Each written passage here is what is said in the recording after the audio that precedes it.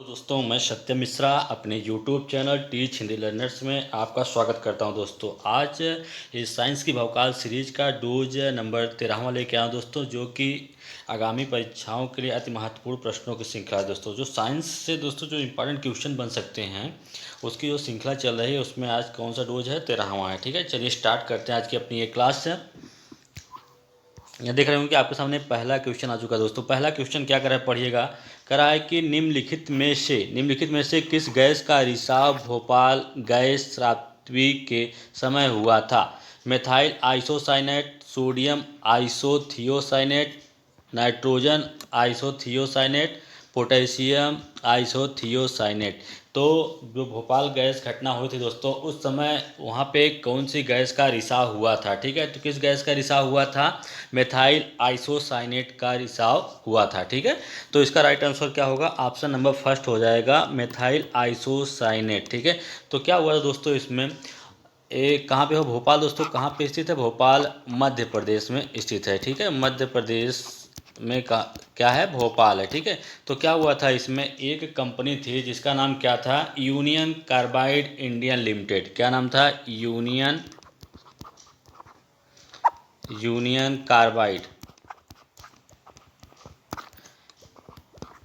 Indian limited company से। ठीक है दोस्तों, क्या हुआ था इसमें कि इसका 2 या 3 दिसंबर 1984 में क्या हुआ था, रात में यह घटना घटित हुई थी। क्या हुआ था कि अचानक से एक उस कंपनी का नाम क्या था? Union carbide Indian limited company थी। उसमें क्या हुआ था, 2 से 3 दिसंबर 1984 की रात में यह घटना घटित हुई थी। इसमें क्या हुआ था कि मेथाइल आइसोसाइनाइड गैस का रिसाव हुआ था। और इस घटना में दोस्तों क्या हुआ था कि बहुत सारे मजदूर जो थे, या कह लीजिए कि ढेर सारे लोग, 50,000 से भी अधिक लोग उसमें क्या हुए थे?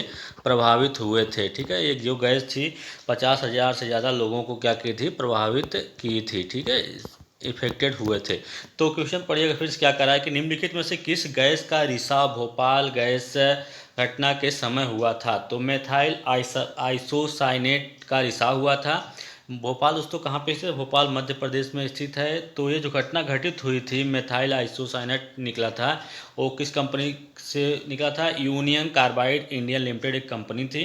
यह गैस जो निकली थी वहाँ के कम से कम 50,000 से ज़्यादा लोगों को क्या की थी? प्रभावित की थी। ठीक है, इससे इफेक्टेड हुए थे। ठीक है, चलिए अगले क्वेश्चन चलते हैं।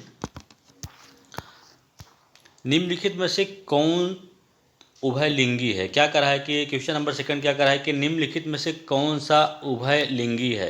गेहूं, टमाटर, दलहन, सभी। दोस्तों उभयलिंगी क्या होता है, समझिएगा कि उभयलिंगी क्या होता है। वे पौधे होते हैं उभयलिंगी के अंतर्गत, ऐसे पौधे आते हैं दोस्तों, क्या होता है जिनमें जिनमें पुष्पों में दोनों जन्नांग पाए जाते हैं। जिसके पुष्प में दोस्तों ऐसा पौधा होता है जिसके पुष्पों में दोनों जन्नांग पाए जाते हैं, चाहे वो स्त्री हो या पुल्लिंग, दोनों ही जन्नांग इसमें पाए जाते हैं। या कह लीजिए कि इसमें स्वपरागण पाया जाता है। ऐसे पौधों में क्या होता है? स्वपरागण पाया जाता है, इसलिए इन्हें क्या कहते हैं? उभयलिंगी कहते हैं। ठीक है, तो स्वपरागण पाए जाने के कारण, या दोनों लिंग एक ही में पौधे में पाए जाते हैं या उसके पुष्प में पाए जाते हैं, इसलिए इसे क्या कहते हैं? उभयलिंगी कहा गया है। तो इसलिए इसमें गेहूं, टमाटर, दलहन, ये सभी क्या होते हैं? आपके उभयलिंगी पौधे होते हैं। ठीक है, तो इसका राइट आंसर क्या होगा? ऑप्शन नंबर 4 इसका राइट आंसर होगा। ठीक है, चलिए अगले क्वेश्चन चलते हैं। कह रहा है कि पढ़िएगा क्वेश्चन नंबर 3 क्या कह रहा है कि विद्युत धारा का यशाई मात्रक क्या है? न्यूटन, जूल, एम्पियर, वाट। तो दोस्तों क्या होता है कि विद्युत धारा का यशाई मात्रक क्या होता है? एम्पियर होता है। क्या होता है? एम्पियर विद्युत धारा का यशाई मात्रक होता है। तो विद्युत धारा होता क्या है, इसको समझिएगा कि विद्युत धारा क्या होती है। आवेश प्रवाह की दर किसी चालक में आवेश प्रवाह की दर ही क्या कहलाती है? विद्युत धारा कहलाती है। तो विद्युत धारा दोस्तों क्या होती है? एक प्रकार की अदिश राशि होती है। कैसी राशि होती है? अगर पूछ लेता है एग्जाम में कि विद्युत धारा किस प्रकार की राशि है, तो विद्युत धारा दोस्तों क्या होती है? एक प्रकार की अदिश राशि होती है। ठीक है, तो इसका राइट आंसर क्या होगा कि विद्युत धारा का एसआई मात्रक क्या होता है? विद्युत धारा का एसआई मात्रक एम्पीयर होता है। विद्युत धारा क्या होती है? किसी चालक में आवेश प्रवाह की दर, किसी चालक में आवेश प्रवाह की दर को ही क्या कहते हैं? विद्युत धारा कहा जाता है। विद्युत धारा दोस्तों एक प्रकार की अदिश राशि होती है। ठीक है, तो इसका राइट आंसर क्या होगा? ऑप्शन नंबर 3 इसका राइट आंसर हो जाएगा। ठीक है, चलिए अगले क्वेश्चन चलते हैं। क्वेश्चन नंबर 4 क्या कर रहा है, पढ़िएगा कि माचिस की रगड़ने वाली सतह पर चूड़ित कांच और थोड़ा लाल लगाते हैं। ठीक है दोस्तों, क्या कर रहा है कि माचिस जो होती है, माचिस की रगड़ने वाला जो ऊपर का हिस्सा होता है उस पर चूड़ित कांच और थोड़ा लाल और थोड़ा सा क्या मिलाते हैं। ठीक है, जिसके कारण उसमें क्या हो जाता है? आग पकड़ लेता है। ठीक है, तो क्या होता है? एंटीमनी, आर्सेनिक, सिलेंटेट, स्केलेमिन्थिस क्या दोस्तों, क्या उसमें लगाया जाता है? माचिस के रगड़ने वाली सतह पर चूड़ित कांच और थोड़ा क्या लगाते हैं? तो स्केलेमिन्थिस लगाते हैं। ठीक है, क्या लगाते हैं? स्केलेमिन्थिस। इसका राइट आंसर क्या होगा? ऑप्शन नंबर 4 इसका राइट आंसर हो जाएगा। ठीक है, तो चलिए अगले क्वेश्चन चलते हैं। क्वेश्चन नंबर 5 क्या करें देखिएगा। क्वेश्चन नंबर 5, रेड राट बीमारी निम्नलिखित में से किस पौधे को होता है? धान, गन्ना, सरसों, गेहूँ। तो रेड राट दोस्तों एक प्रकार की बीमारी होती है। यह किसमें पाई जाती है? यह गन्ना में पाया जाता है। किसमें होता है? गन्ना होता है, या कह लीजिए कि ऊख होता है, उसमें पाया जाता है। क्या रेड राट बीमारी पाई जाती है? उसमें क्या होता है कि पेड़ के बीच बीच में कहीं पे रेड हो जाता है, समझ लीजिए कि वहाँ का हिस्सा क्या होता है? सड़ जाता है एक टाइप से। ठीक है, और यह किस कवक के कारण होता है दोस्तों? अगर पूछ लिया कि रेड राट जो बीमारी होती है पौधों में गन्ना पाया जाता है, ये किस कवक के कारण होती है? तो कोलेटोट्राइकम क्या होता है?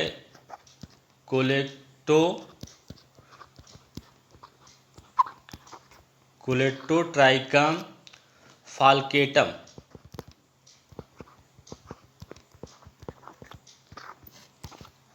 ठीक है, तो रेड राट बीमारी निम्नलिखित में किस पौधे में पाई जाती है? गन्ना में पाई जाती है। तो इसका राइट आंसर क्या होगा? ऑप्शन नंबर 2 इसका राइट आंसर हो जाएगा। ठीक है, चलिए अगले क्वेश्चन चलते हैं। चलिए क्वेश्चन नंबर 6 क्या करा है, पढ़िएगा कि वाहनों के पार्श्व दर्पण या कह लीजिए कि साइड मिरर जो लगा होता है में किस प्रकार के दर्पण का उपयोग किया जाता है? उत्तल दर्पण, अवतल दर्पण, समतल दर्पण या उल्टा। दोस्तों जो वाहनों के पार्श्व दर्पण या साइड मिरर होते हैं उसमें उत्तल दर्पण का प्रयोग किया जाता है। किस दर्पण का प्रयोग करते हैं दोस्तों? कि उत्तल दर्पण का प्रयोग किया जाता है। ठीक है, उत्तल दर्पण का प्रयोग किया जाता है। इस दर्पण द्वारा वस्तु का प्रतिबिंब, दोस्तों क्या होता है कि जो उत्तल दर्पण होता है इसके द्वारा बनने वाला जो प्रतिबिंब होता है वो छोटा, उल्टा एवं वास्तविक बनता है। कैसा बनता है? छोटा, उल्टा एवं वास्तविक बनता है। ठीक है, तो यहाँ पे क्वेश्चन क्या कर रहा है, फिर से पढ़िएगा। वाहनों के पार्श्व दर्पण या साइड मिरर में किस प्रकार के दर्पण का उपयोग किया जाता है? तो उत्तल दर्पण का प्रयोग किया जाता है। उत्तल दर्पण के द्वारा बनने वाला वस्तु का प्रतिबिंब जो होता है छोटा, उल्टा एवं वास्तविक बनता है। ठीक है, तो जिससे क्या होता है पीछे से जो भी चीज़ें आ रही होती हैं वस्तु का आसानी से आप उस वस्तु को आसानी से देख सकते हैं। ठीक है, तो इसका राइट आंसर क्या होगा? ऑप्शन नंबर 1 इसका राइट आंसर हो जाएगा, उत्तल दर्पण। ठीक है, चलिए अगले क्वेश्चन चलते हैं। क्या क्वेश्चन नंबर 7 क्या कर रहा है, पढ़िएगा। ओजोन ऑक्सीकरण ऑक्सीजन का एक है। ठीक है, ओजोन ऑक्सीजन का एक है, अपरूप, समस्थानिक, समन्यूट्रॉनिक, समभारी। तो ओजोन दोस्तों क्या है? ओजोन ऑक्सीजन का एक क्या है? अपरूप है। क्या दोस्तों? अपरूप होता है। ऑक्सीजन को दोस्तों क्या होता है? ओजोन ऑक्सीजन का एक अपरूप होता है। क्या होता है? अपरूप होता है। ऑक्सीजन को किससे डिनोट करते हैं? O2 से डिनोट करते हैं। और ओजोन को किससे डिनोट किया जाता है? O3 के द्वारा दर्शाया जाता है। ठीक है, ओजोन का काम क्या होता है दोस्तों? ओजोन सूर्य से आने वाली ओजोन क्या करती है? सूर्य से आने वाली पराबैंगनी किरणों को क्या करता है? पराबैंगनी किरणों को पृथ्वी पे आने से रोकता है। ठीक है, तो इसका राइट आंसर क्या होगा? ओजोन ऑक्सीजन का एक क्या है? अपरूप है। ठीक है, इसका राइट आंसर ऑप्शन नंबर 1 हो जाएगा। ठीक है, चलिए अगले क्वेश्चन चलते हैं। क्वेश्चन नंबर 8 क्या करा पढ़िएगा कि हैजा के रोगाड़ की खोज किसने की थी? Filippo Pacini, Robert Koch, M Laveran, Felix Hoffmann. दोस्तों हैजा की खोज किसने किया था? रॉबर्ट कोच ने किया था। किसने किया था? रॉबर्ट कोच नामक एक वैज्ञानिक थे जिन्होंने हैजा जो बीमारी होती है उसकी खोज किया था। यह एक दोस्तों क्या होता है? तीव्र संक्रमण होता है। कह सकते हैं कि यह तेज़ी से फैलने वाला बीमारी होती है। एक प्रकार का तीव्र संक्रमण कहा जाता है क्योंकि यह बहुत तेज़ी से फैलता है। ठीक है, संक्रमण। तो क्या होता है दोस्तों, इसमें क्या होता है कि जिसका कारक लिब्रियो कुलेरी, इसका जीवाणु होता है एक प्रकार, उसका नाम क्या है? विब्रियो कुलेरी होता है। वो क्या करता है, इसी के द्वारा ये हैजा बीमारी जो होती है बहुत तीव्र गति से फैलती है। इस रोग का संचरण दोस्तों, इस जो हैजा होती है इस रोग का संचरण किसके द्वारा होता है, मतलब किसके द्वारा फैलता है? तो कह सकते हैं कि मक्खी द्वारा या प्रदूषित जल या भोजन द्वारा फैलता है। किसके द्वारा फैलता है? मक्खी, प्रदूषित जल और भोजन के द्वारा क्या होता है? हैजा फैलता है। ठीक है, तो इसका राइट आंसर क्या होगा? ऑप्शन नंबर सेकंड होगा। रॉबर्ट कोच ने हैजा के रोगाड़ की खोज की थी। ठीक है, तो right answer option number second है। यह दोस्तों हैजा क्या होता है? तीव्र संक्रमण होता है, कह सकते हैं तेज़ी से फैलने वाली बीमारी होती है। यह मक्खी, प्रदूषित जल या भोजन के द्वारा ही फैलता है। ठीक है, चलिए अगले क्वेश्चन चलते हैं। क्वेश्चन नंबर 9 क्या करा है कि निम्नलिखित में से कौन सी धातु पृथ्वी की भूपटल में सबसे प्रचुर मात्रा में पाई जाती है? तो मैग्नीशियम, लोहा, तांबा, एल्युमिनियम। दोस्तों क्या होता है कि पृथ्वी के भूपटल या कह लीजिए पृथ्वी के ऊपरी सतह पर सबसे अधिक मात्रा में पाई जाने वाली धातु कौन सी है? एल्युमिनियम है। क्या है? एल्युमिनियम सबसे अधिक मात्रा में पाई जाती है। ठीक है, भूपटल का निर्माण दोस्तों कह सकते हैं जो भूपटल होती है किससे मिलके बनी होती है? तो किससे बनी होती है? सिलिका तथा एल्युमिनियम से होता है। ठीक है, सिलिका तथा एल्युमिनियम से मिलकर ही इसका निर्माण होता है। ठीक है, जिसे सियाल भी कहा जाता है। ठीक है, इसको भूपटल को एक और नाम से जाना जाता है, जिसका नाम क्या है? सियाल। ठीक है, तो क्वेश्चन फिर पढ़िएगा। क्वेश्चन नंबर 9 क्या करें? निम्नलिखित में से कौन सी धातु पृथ्वी के भूपटल पे प्रचुर मात्रा में पाई जाती है? तो प्रचुर मात्रा में कौन सी धातु पाई जाती है? एल्युमिनियम पाया जाता है। जो भूपटल होता है उसका निर्माण ही किससे हुआ होता है? सिलिकॉन और एल्युमिनियम से हुआ होता है। इस भूपटल को एक अन्य नाम से भी जाना जाता है। क्या है वो? सियाल नाम से भी इसको जाना जाता है। ठीक है, तो इसका राइट आंसर क्या होगा? ऑप्शन नंबर 4 इसका राइट आंसर हो जाएगा। ठीक है, चलिए अगले क्वेश्चन चलते हैं। क्वेश्चन नंबर 10 आपके सामने आ चुका है। क्या कर रहा है? क्वेश्चन नंबर 10 पढ़िएगा। कर रहा है कि आवृत्ति का SI मात्रक क्या है? न्यूटन, वाट, फैराड, हर्ट्ज। दोस्तों क्या होता है आवृत्ति का SI मात्रक? क्या होता है आवृत्ति का SI मात्रक? हर्ट्ज होता है। क्या होता है? हर्ट्ज होता है। तो इसका राइट आंसर क्या होगा? ऑप्शन नंबर 4 हो जाएगा। दोस्तों क्या आवृत्ति होती क्या है? ठीक है, कंपन करता हुआ कोई कण, अगर कोई कण कंपन कर रहा है, कंपन करता हुआ कोई कण 1 सेकंड में, दोस्तों क्या होता है? कंपन करता हुआ कोई कण 1 सेकंड में जितना कंपन करता है वही उसकी आवृत्ति कहलाती है। ठीक है, आवृत्ति होता क्या है दोस्तों? फिर चलिए देखते हैं। आवृत्ति कंपन करता हुआ कोई वस्तु 1 सेकंड में जितना कंपन करता है वही उसकी क्या होती है? आवृत्ति होती है। ठीक है, तो इसका राइट आंसर क्या होगा कि आवृत्ति का SI मात्रक हर्ट्ज होता है। ठीक है, चलिए अगले क्वेश्चन चलते हैं। क्वेश्चन नंबर 11 क्या कर रहा है पढ़िएगा। क्वेश्चन नंबर 11 कह रहा है कि पोलियो किस कारण होता है? ठीक है दोस्तों, पोलियो जो है वो किस कारण से होता है? जीवाणु, विषाणु, कवक, परजीवी। तो पोलियो रोग जो दोस्तों होता है किसके कारण होता है? विषाणु के कारण होता है। विषाणु के कारण होने वाला एक रोग है। इस रोग से क्या होता है दोस्तों? विभिन्न अंगों की मांसपेशियों को नियंत्रित करने वाली, दोस्तों क्या होता है? विषाणु के द्वारा ये पोलियो किसके द्वारा फैलता है? पोलियो जो होता है विषाणु के द्वारा होता है।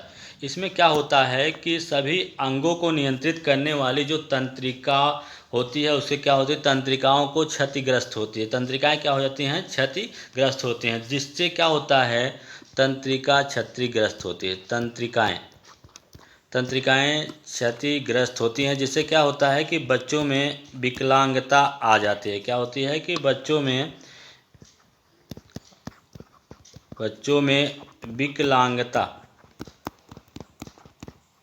विकलांगता आती है। ठीक है, तो पोलियो किस कारण से होता है, पोलियो विषाणु के कारण होता है, जिसमें क्या होता है, तंत्रिकाएं जो सभी मांसपेशियों को नियंत्रित करने वाली तंत्रिकाएं होती हैं क्या होती हैं, क्षतिग्रस्त हो जाती हैं, जिससे क्या होता है, बच्चों में विकलांगता आ जाती है। ठीक है, तो इसका राइट आंसर क्या होगा, ऑप्शन नंबर सेकंड इसका राइट आंसर हो जाएगा। ठीक है,